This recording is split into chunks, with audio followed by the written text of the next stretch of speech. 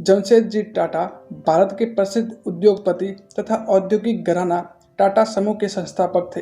भारतीय औद्योगिक क्षेत्र में जमशेदजी ने जो योगदान दिया वह अति असाधारण और बहुत ही महत्वपूर्ण है।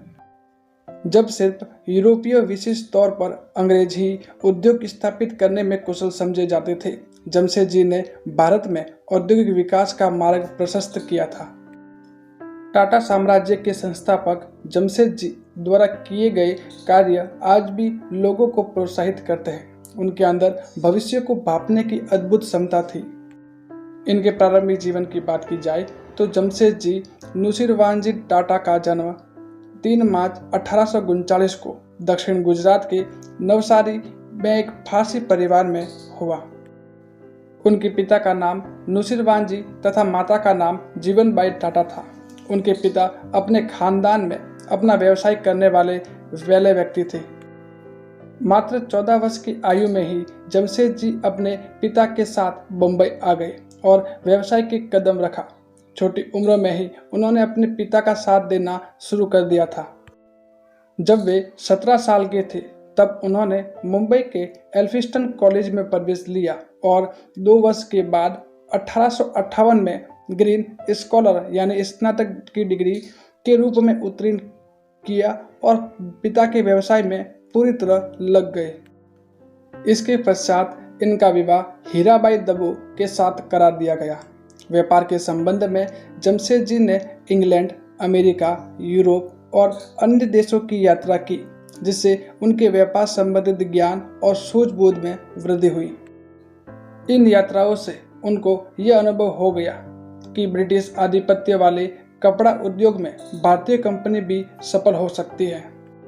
29 साल की अवस्था तक उन्होंने अपने पिता की कंपनी में कार्य किया।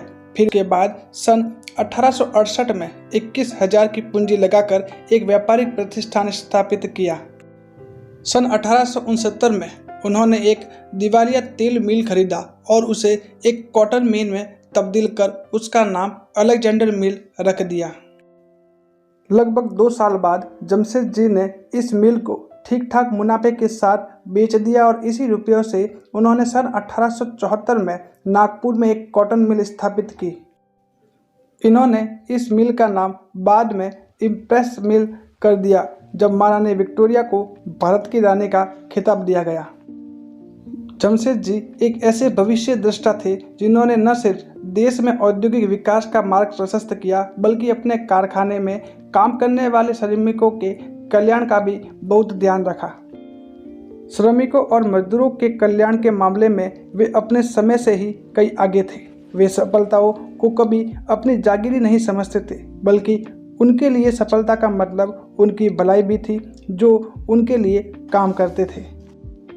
दादाभाई नौरोजी और फिरोज शाह मेहता जैसे अनेक राष्ट्रवादी और क्रांतिकारी नेताओं से उनके नज़दीकी संबंध थे और दोनों पक्षों ने अपनी सोच और कार्य से एक दूसरे को बहुत अधिक प्रभावित किया था।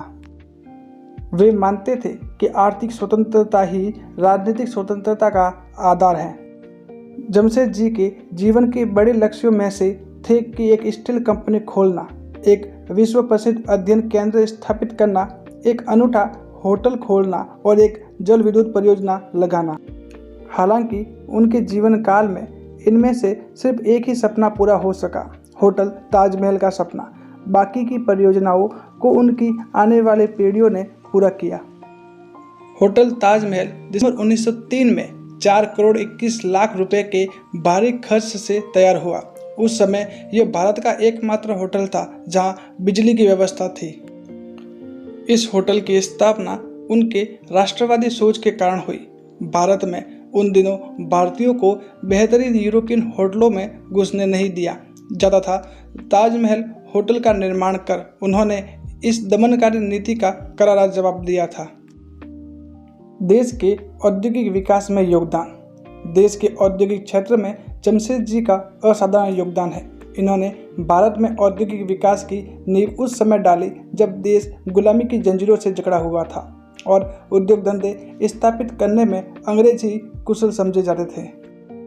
भारत के औद्योगिकीकरण के लिए उन्होंने इस्पात कारखाने की स्थापना की महत्वपूर्ण योजना बनाई और उनकी अन्य बड़ी योजनाओं में पश्चिमी घाटों में तीव्र धारा प्रपातों से बिजली उत्पन्न करने की योजना, जिसकी नींव 8 फरवरी 1911 को रखी गई, भी शामिल थी।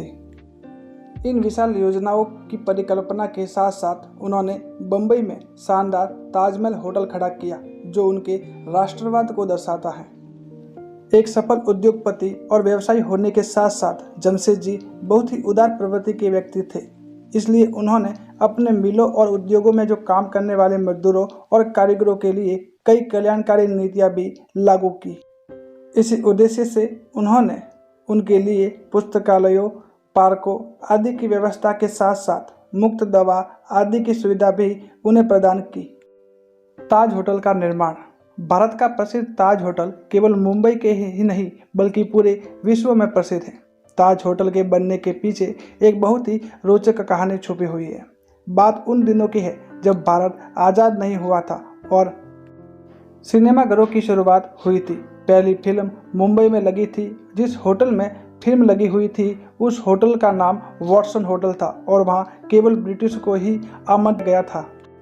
और उस होटल के बाहर एक बोर्ड भी लगा हुआ था जिसमें लिखा हुआ था कि भारतीय और कुत्ते अंदर नहीं आ सकते। चूंकि भारत में फिल्म पहली बार लगी थी इसलिए जमशेदजी भी देखना चाहते थे, लेकिन उनको प्रवेश नहीं मिल सका।